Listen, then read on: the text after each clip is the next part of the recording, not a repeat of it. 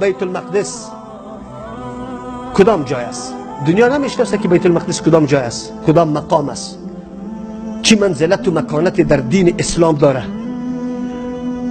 ارتباط تمام افراد مسلمان در گوشه گوشه جان با بیت المقدس از نگاه عقیده هست، از نگاه دین است. تعلق ما، رابطه ما با بیت المقدس و فلسطین از روی از این است یک سرزمین مسلمان است. نه، ما آنقدر رابطه قوی عقیدوی در اونجا داریم، عقیدوی داریم. بعد از مسجد حرام، یعنی بعد از کعبه، دومین مسجدی که در روی زمین برای عبادت الله سبحانه و تعالی بنا شده بیت المقدس است. دومین مسجد که در روی عبادت الله شد.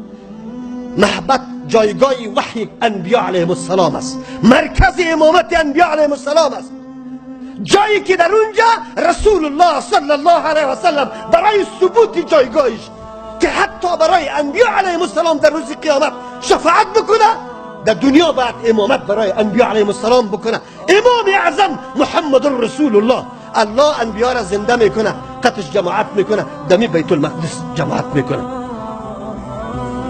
مرکزی که رسول الله، الله اکبر، عام الحزن است. الله میمانی میده بر رسول الله. از کجا بالا میبره شد آسمان ها؟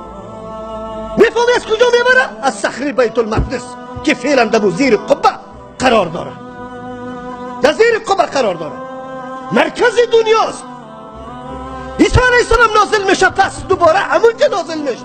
تعلق ما مسلمان ها با او سرزمین تعلق یک جغرافیا نیست، تعلق یک سرزمین عادی نیست.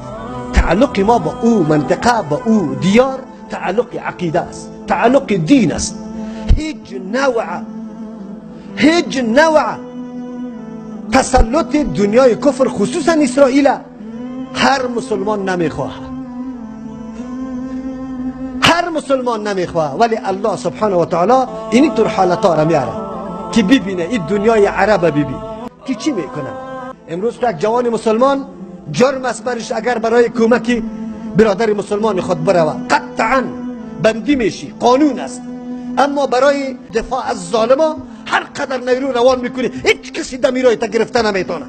از این افغانستان امام مردم برای کمک بشار اسد میره، ظالم ترین شخص در دنیا و در عصر فیلی ما، بلکه علنا بیان میشه، تمجید میشه کسایی که از اونجا حرکت کرده. به شما میگم ای سرپرستا، روز قیامت آمده نیست، در پیش الله سبحانه و تعالی استاد شده نیستی.